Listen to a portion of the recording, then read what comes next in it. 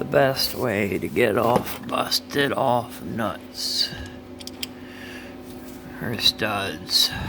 The easiest way I've found. I'm not drilling nothing. And the hard ones, get just one neck. You can bend it anywhere you want, however you want to put it on your welder. I use an HTP 200. It's great.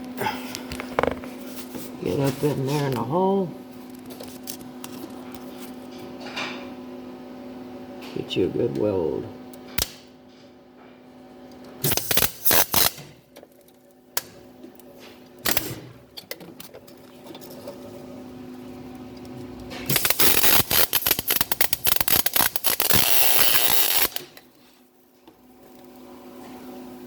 You get you a good weld on your stud, get her done, get her out.